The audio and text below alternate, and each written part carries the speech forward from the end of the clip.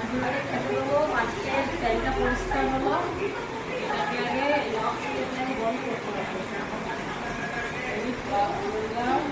মাছের খাবার সামনে দিয়ে এতগুলো দাদা ওখান না এবার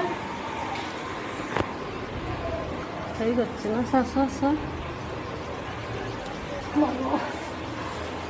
এই পান্ডা, এই গুড়ামি